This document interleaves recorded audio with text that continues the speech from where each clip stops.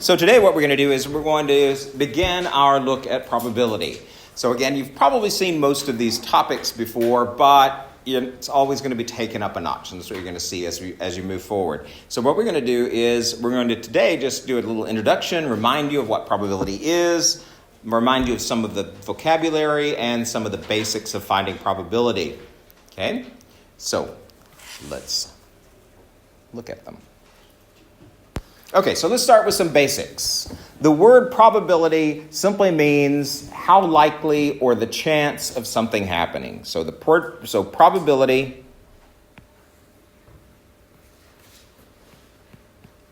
is the chance of an event occurring. So how likely is something to happen? You hear this all the time. There's a 30% chance of rain, right? Some percentage of or some number representing how likely something is to happen. A probability experiment is one or more trials of a probability in a probability situation. A trial just means that you're trying something, right? You're going to roll a die or flip a coin.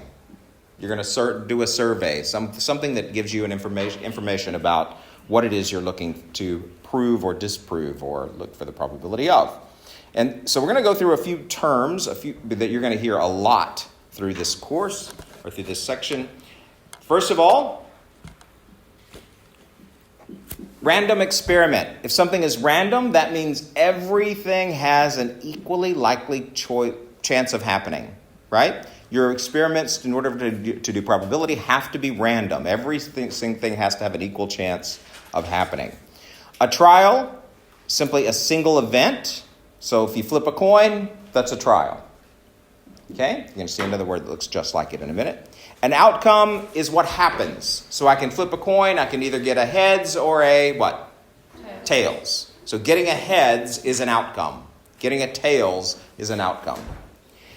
An event, much like a trial, it's just an outcome or a set of outcomes. So if you did a survey and asked how many people played racquetball, then those people who played racquetball would be the event, right? Okay, or so.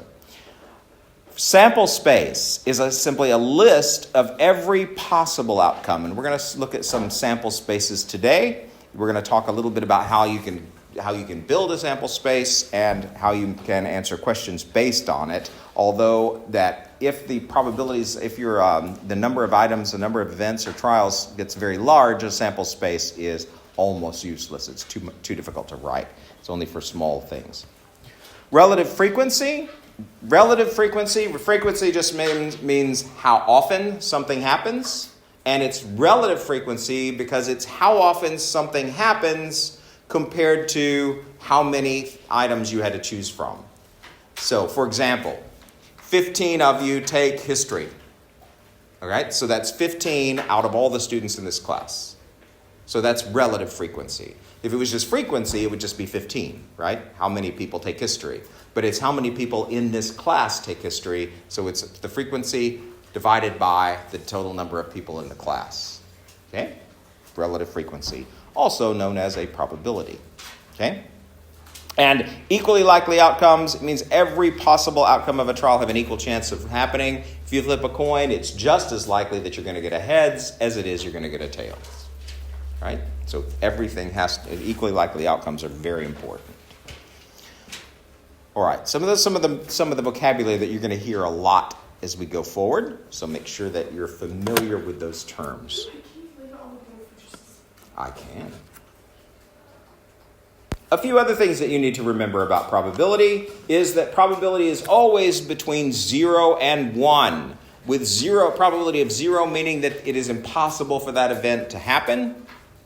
And a probability of 1 means it's absolutely certain. So what is the probability of a boy in this class? 0. What is the probability that students in this class will be girls? 1, right? So absolutely impossible, absolutely certain. So they can be written in 3 different ways: fractions, decimals, or percentages. And you need to pay attention to either the original information that was given to you or how the question is asking you to present your answer. Because if you present it as a decimal and you're supposed to have a percentage, you will be knocked down some. So make sure that you are familiar with the way that it's written. A fraction is generally the most usable form mathematically. So until we finish, we don't change things from fractions until the very end, because fractions, say for example, if you have 2/3, if you change it to a decimal, you have to round, which is going to introduce some errors, right? But if you use the 2/3, and remember your calculator can happily do the math for you. If you use the 2/3 times another fraction, then you're going to get an exact answer, not a rounded answer. So don't change fractions to decimals until the very end, all right? Now, unless it's something like 1/4, right? That's okay. So you can just change that to 0.25 quite easily. Now, a decimal, anytime that you write a probability as a decimal, there is a rule. If it's a decimal, it's always to 4 decimal places. Now, that's rounded to 4 decimal places, not just truncated. Don't just cut it off, but round it to 4 decimal places. So you'll see the probability of some event is 0.1234, for example. So 4 decimal places. Now, not every probability is going to have 4 decimal places. You can have fewer. But if you have a whole bunch of them, then 4 is the traditional number. And the reason for that is we can easily change that to a percentage by moving the decimal 2 places without losing a lot of data. Right? So you change a percent to a decimal by simply moving the decimal place 2 places to the right. And if you have 4 decimal places, that makes it easy to do and still gives you a a percentage that makes sense. Right? Now, also remember from your studies of math that sometimes a percentage needs to be rounded to a whole percentage. Right? So think about cases of when that's going to be important, and we'll point that out as we go forward, and you'll see some of those. Right? So if it's a decimal, 4 decimal places. Okay. I just use that notation a little bit. The probability of an event occurring is written as the probability of the event. So if I wanted the probability of getting a heads when I flipped a coin, I would use a capital P, and then I can either write H for heads, or you can spell it out. It makes no difference. You can abbreviate, but if you do abbreviate, you need to make sure that your abbreviations make sense. Okay? If you're looking for the probability of cars and versus the probability of cats, you cannot use C for both of them, right? So you have to make sure that you use an abbreviation that will clearly say which item it is you're looking for the probability of. So be careful. You can abbreviate too much, right? So be careful with that. But you don't have to spell out everything. Okay? You could also always use probability of A or something as long as you then say A somewhere that A equals the number of cats. Doesn't make much sense to me, but you'll see it sometimes. They'll use a letter that doesn't seem to make sense. Okay? If you forget this part of it and just put the number, your answer is wrong. In probability, you must have a probability statement in order to get credit. So get in the habit of writing this probability of. You will not get anything above an achieved if you don't. That is a really crummy way to lose your excellence. All right? So make sure that every probability you do, you write the probability statement. Now, you don't have to continue writing it forever. If you write the probability of A equals, and it's a complicated problem where you have to do several lines of working, as long as you say equals all the way down, it's fine. Right? The minute you stop putting this equals all the way down, it's not fine anymore. All right? So if you can do that, if you're one of those people who likes to abbreviate, then that's fine. You could also simply rewrite, ignore the equal symbols all the way down, as long as you put it back in and when you write your answer. But you must have a probability statement. I cannot tell you how many students have gotten marked down because of that silly little mistake. Okay? The graders are really, really picky about it. So probability of the event. And make sure, again, you use some abbreviation or some way of writing it that makes sense. All right? So an easy mistake, but easily avoided as well. Okay. We're going to look at two types of probability. We're going to look at experimental probability and theoretical probability. An experimental probability means you're actually physically doing something. You're performing an experiment. I'm going to sit out on the street and I'm going to watch how many red cars go by. I'm going to count all the cars, but specifically I want to know how many of them were red. Well, if I'm actually physically out there, that's experimental probability. Now, experimental probability is great, and it's the way you want. It's more accurate if you're looking for things, but it's not always possible. I'm going to count every cat in New Zealand. Is that even possible? No. What's happening? It's constantly changing, isn't it? Some cats are going and new cats are coming all the time. Some people are not going to tell you how many cats they have, right? There are lots of problems with that. So it's not always possible to use experimental probability, but it is the preferable way if you can. The second one, so here a group of 50 years, 12 students were surveyed. Anytime you have a physical action, that's experimental probability. So we actually went and talked to these people, and that means this is experimental probability. Okay? The other type you're going to see is something called theoretical probability. And theoretical probability is just pure math. For example, we're going to flip a coin. What can you get? Heads or a what? Tails. So I know that I'm either going to get a heads or a tails. That's two outcomes, right? And are they equally likely to happen? Yes. On a fair coin, right? As long as it's not weighted. But if you ever flipped a coin before, does it always come up heads once, then tails next time, heads, then tails? No way. That never happens. So theoretical probability is simply doing the math. So let's look at this example. It's a really great example of several items here that I want to show you or remind you of. First of all, remember that you will sometimes be using inequality symbols. So sometimes you'll be using equals, the is symbol.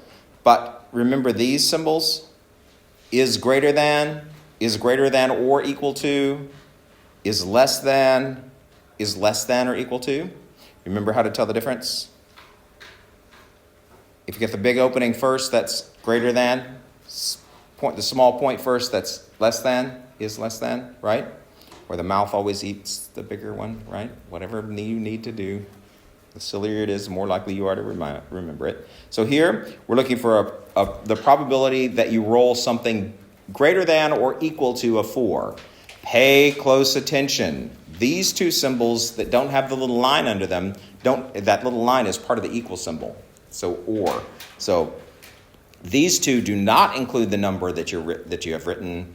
These two do include the number you've written. So in this case, am I going to include 4? Yes, because of this little line. So be careful, okay? All right, so it's going to include 4. So what are the numbers on a die that are 4 or bigger? 4, 5, and 6, right? So how many outcomes is that? 3. That's the number of successes. They didn't do that, but the probability of any event is simply the number of successes over all possible outcomes. For some reason, they didn't define it. Okay, so how many favorable outcomes are there? There are 3. And how many numbers on a die? 6. So that's 3 out of 6. But remember, it's written as a fraction. And what is the golden rule for all fractions? Simplify or reduce them, yes. You will get marked down for that as well. So be careful. Now, they didn't tell you how they wanted the answer, so could I have written this as a decimal? Sure. Absolutely. Notice they put the probability statement here and then equals all the way down, so they didn't need to rewrite it. As long as you do that, your equals symbol, then you're fine. Okay? It's good. So that's theoretical probability. That's perfect. In a perfect world, this is what would happen.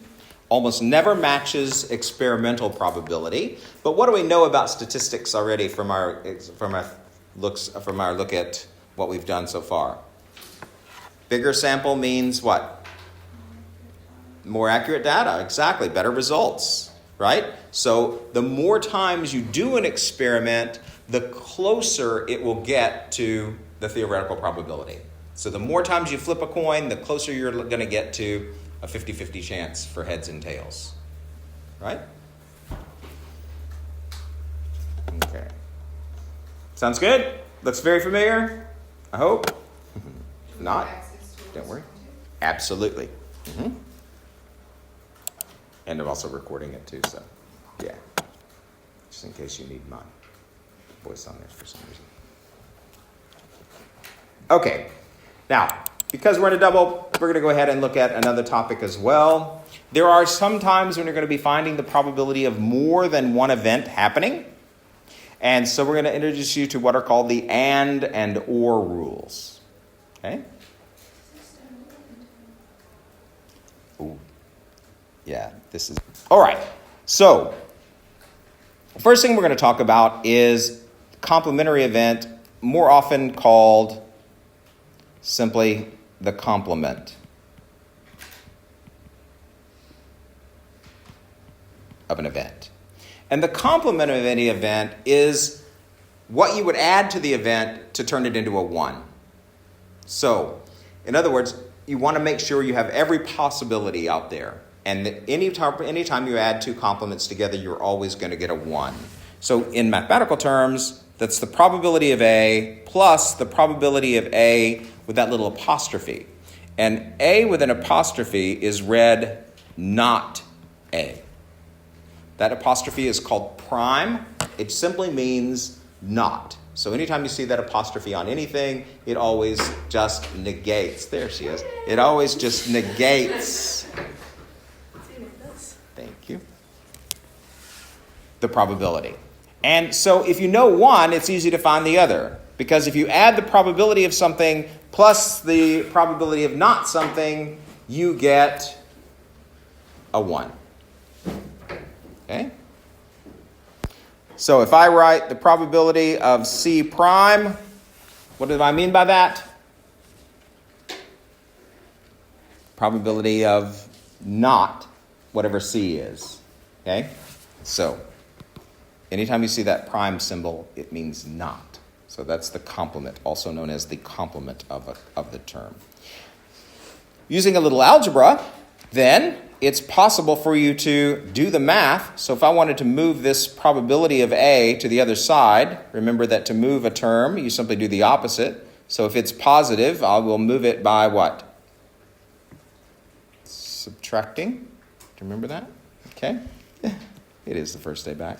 It's all right. So if you subtract the probability of A from both sides, then you get the probability of not A by itself, you get this statement. The probability of not A is the same as 1 minus the probability of A. So if you know the probability, we can find out what's left. So let's say the probability that you're going to leave this class to go to history is 0.6, right? So what's the probability that you're not going to do that? 0.4. Just 1 minus 0.6 would be 0.4. Right? Makes more sense with an example. So if you have the probability that you are going to do something is 0.3, then the probability you're not going to do it is 0.7, yeah. Okay? So just subtract from 1. All right. And that's known as the complement of an event. Sometimes you're going to have statements that involve more than one probabilities. Let's say I flipped a coin and I roll a die. That's 2 different events, right? So in that case, I need to look at the connecting words to be able to tell what to do. And there are 2 of them. We have the and rule. So if you're looking for the probability of A and B, in other words, in order to satisfy the condition, both of those things have to happen, right? For and, both of those things have to happen. That's the multiplication rule. So anytime you see and between them, always think multiply. So and is always multiply. So you'll just find the probability of one of them and multiply it times the probability of the other. Okay? Then you also have the or rule. Yes, am I not writing yet? Okay, thank you. We have the or rule, and that means that one or the other will work. Doesn't matter which one. And in that case, you're simply going to find the probability of A and add it to the probability of B. Okay? So, and means which operation? Multiply. Or means which operation? Add. Make sure to memorize those because it's going to happen a lot. Most of the things that we're going to work with are going to be compound probabilities. Compound meaning more than just one probability. They don't care that you can see the probability of having a cat or not having a cat. They want to see, can you do the probability of having a cat and a dog, or the probability of a cat or a dog, right? Some other probabilities, okay? And we're going to spend a little time on this because there are some times when these rules have to be broken, and you have to know when and why. So we're going to look at what happens. So looking at an example of the rule, multiplication rule. A fair die is rolled and a coin is flipped at the same time. What is the probability of getting a 4 and a tails? So the probability of rolling a 4, there's only one 4 on a 6-sided die, so 1 out of 6. The probability of getting a tails, there's only one tail out of 2 outcomes on a coin. So the probability of a 4 is 1/6. The probability of tails is 1/2. So what you're going to do, because it's and, is you're simply going to take those two probabilities and multiply them together. And again, notice that they're using fractions because fractions are more accurate. If you do introduce decimals, then what happens is you introduce rounding errors. And remember we talked a little bit earlier about a sample space? This is an example of a sample space. In this particular sample space, you're looking at every possibility. So you can get a 1 and a tails, a 1 and a heads, 2 and a tails, 2 and a heads, etc. So you see all they've done here is listed every single possible outcome from rolling a die and tossing a coin. And you will notice the die only has 6 things on it, right? And the head and the coin only has 2, but look how big the table already is. Okay? How many boxes does it have? 12. How many outcomes on a die? 6. How many on a coin? 2. And 6 times 2 is 12. So you can always know how many things are likely to happen if you just take all of the possible outcomes from one and multiply them times the other. So let's just say we're going to roll 2 die. How many outcomes on the first die? 6. How many outcomes on the second die? 6. So how many outcomes total? 36. 30. Yeah, multiply. So 36. So already that's 36 different things you'd have to list. You don't want to have to do that, right? And that's why I said sample spaces are great as long as the things are small, but finding probability from sample spaces is not a good idea if things get big. So what is the only one of these up here that has a 4 and a tails? It's this one box here out of all 12 of them. So 1 out of 12. So if you have the sample space, finding the probability of something is very easy and quick. But you're not going to want to write the sample space, especially if things get much larger. Okay? All right. So only one of those out of the 12 has both of them. So we've proven the multiplication rule works. But no big deal. All right. So here we have the probability that someone has curly hair and the probability that they're left-handed. Does it surprise you that curly hair is more common than straight hair? No? Okay. It surprised me for some reason. I don't know. Assuming that the two events are independent, and that's why I wanted to look at this one, because we are talking about this word. Anytime you have events that are independent, what does that mean, you think? Yeah, one of them does not affect the other. So having curly hair does not affect the fact that you're left-handed. Okay? So these two events are independent. Okay? So you have to watch for independence when you're using the multiplication rule. If two events are not independent, then you cannot use the rule. So you have to be careful. Because what will happen is you're going to introduce additional items that shouldn't be there. So the probability of curly is 0.62. And means which operation? Multiply. Probability of left-handed is 0.11.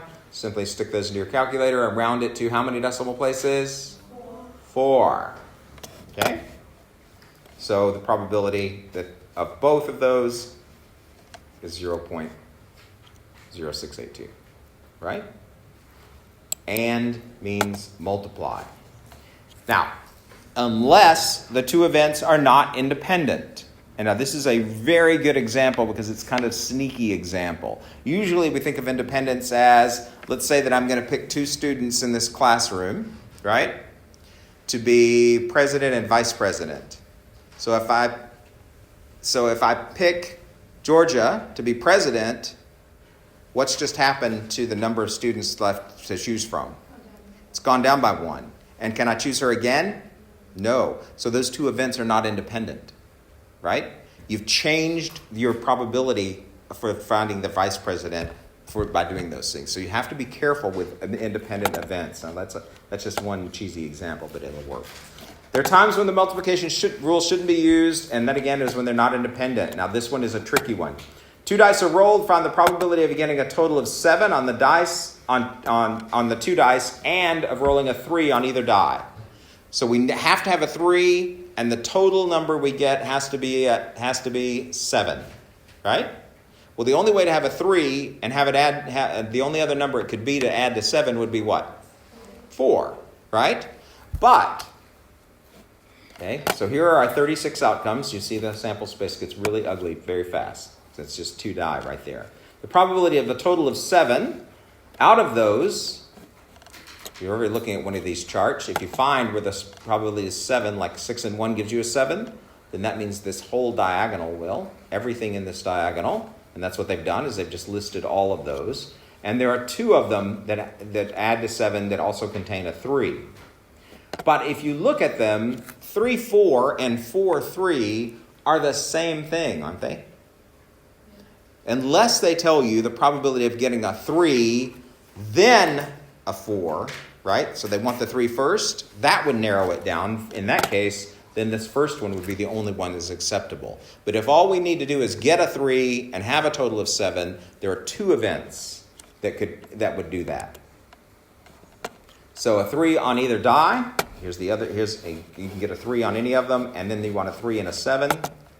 So that's those 2 pieces. If you multiply those together, you're going to get this number. However, but the total outcome to both is this number. So you see you get 2 different answers. So be careful. Make sure you're watching to see that 2 events are independent. We have 2 events that are the same thing in this case, and so we can't count both of them. Right? So 2 out of 36. Well, we want both of them, but we don't want to multiply both of them because it's going to give you a wrong answer. Okay? Now, there's also another time when that's going to happen with the or statements, and we'll talk about that in a moment too. These are usually, like I said, this one's a little trickier to see that these 2 events aren't independent, but usually they're a lot more clear cut. We'll find out what to do about that later. The addition rule, or, again, probability of A or B is simply the probability of A plus B, as long as the events cannot both occur at the same time. If they can occur at the same time, then you cannot use the addition rule. We're going to have another rule for that later. Okay? So, probability of selecting a 4 or an ace. Can you have a 4 and an ace at the same time? No, because a 4 comes from a die and an ace comes from cards, or a 4 and an ace are not the same thing. This is all from one deck of cards. I'm sorry, I was thinking we were rolling a die. But a 4 and an ace are not the same thing, so you can't have a 4 ace, right?